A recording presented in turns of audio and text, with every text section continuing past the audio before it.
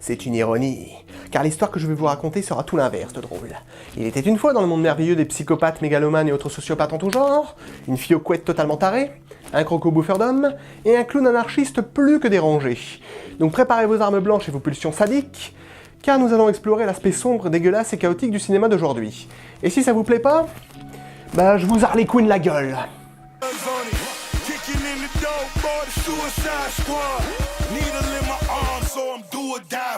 Avec la sortie ciné de la Suicide Squad et la sortie Blu-ray de Killing Joke, il faut bien admettre que de nos jours on a droit à un cinéma plus sombre et plus violent qu'autrefois. Il suffit de regarder la nouvelle production DC Comics qui nous présente enfin un film sur des méchants, ou plutôt sur une bande de psychopathes totalement barrés. Réaliser un film consacré à des personnages aussi charismatiques et dérangés que le Joker ou Harley Quinn est une putain d'idée et on attendait ça depuis très longtemps, seulement c'est le genre de cinéma qui rend totalement fou. Quand on voit qu'un thérapeute a été engagé par la Warner pour veiller au bon soin mental des acteurs, il y a de quoi s'inquiéter. Et je parle même pas de l'attitude glauque de Jared Leto sur le tournage de Suicide Squad. Là où je veux en venir, c'est qu'il y a quelques décennies de ça, on n'allait pas aussi loin dans la violence et la folie. En tout cas pas si brutalement. Le Joker de Romero, le Joker de Nicholson, tous étaient bien plus fantaisistes que le Joker de notre défunt Heath Ledger, qui s'avérait être beaucoup plus sombre, sadique et anarchiste que les autres. Concernant Jared Leto, il est assez peu développé, en partie dû à un montage final catastrophique du film, mais le peu qui nous est montré laisse suggérer un Joker totalement tortionnaire et dérangé. What? Oh, I'm not gonna kill you. I'm just gonna hurt you. Really, really bad. Je parle du Joker, mais je peux également vous citer Star Wars. Vous avez déjà analysé la différence de réaction émotionnelle d'un Skywalker à un autre qui perd tragiquement un être cher avec 28 ans de marge entre les deux films?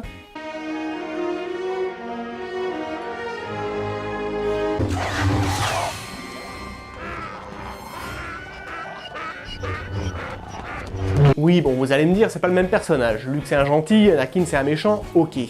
Mais tout de même, je pense pas qu'en 77, Lucas aurait été autorisé à nous montrer ce genre de scène. C'est clairement le genre de séquence qui à l'époque en aurait dérangé plus d'un, alors qu'aujourd'hui ça passe tout seul. Et pour aller encore plus loin dans la folie, je vais maintenant passer à Killing Joke. Il est là-bas.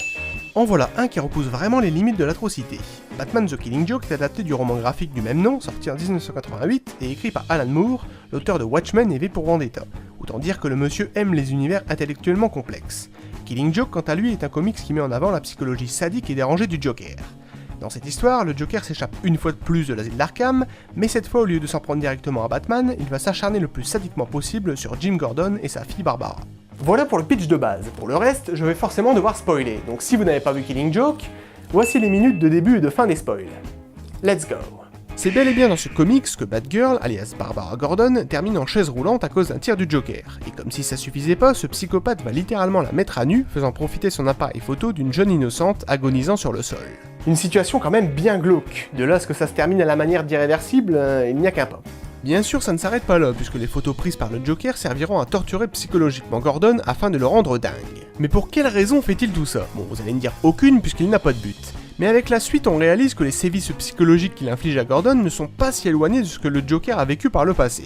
Car c'est en effet une première dans l'histoire du clown psychopathe, il a un pédigré. Et ses origines sont relativement tragiques. Femme enceinte mourant dans un accident, lui tombant dans une cuve de produits chimiques le défigurant à jamais, ainsi que la folie de cette journée maudite.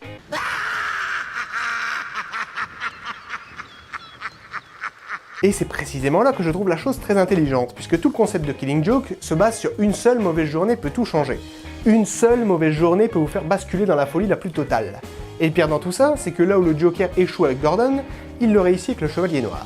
Puisque pour ceux qui n'auraient pas compris la fin, après que le Joker ait fini de raconter sa petite histoire sur les deux tarés échappés de l'asile, il se bidonne de rire et Batman finit par en faire autant. Et pendant un court instant, avant la dernière image, vous remarquerez que le Joker ne rit plus. Le seul qui rit, c'est la chauve-souris. Batman a craqué. Il a tué le Joker dans un immense éclat de rire. Si vous avez déjà entendu le Joker dire « le rire est contagieux », There's nothing more contagious than laughter. Ça veut dire en fait la folie est contagieuse, et c'est justement là où je vais en venir depuis le début. Est-ce qu'une seule mauvaise journée dans la vie d'un homme peut le faire basculer à ce point dans la folie? Il n'y a qu'à voir ce qui s'est passé il y a quelques années. Souvenez-vous, c'était le 19 juillet 2012 à Aurora dans le Colorado. Lors de l'avant-première de The Dark Knight Rises, un homme a débarqué dans la salle arme à la main faisant plusieurs victimes. Un attentat tragique sans aucun but apparent, d'où la psychologie du Joker.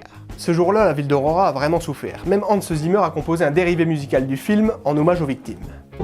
Ladies and gentlemen, this is Aurora, Voilà le genre de cinéma que nous avons aujourd'hui. Un cinéma plus réaliste, plus brut, plus dur, plus sombre, plus... Tac tac tac. Au final, est-ce une bonne chose? Artistiquement, oui. Psychologiquement... Non.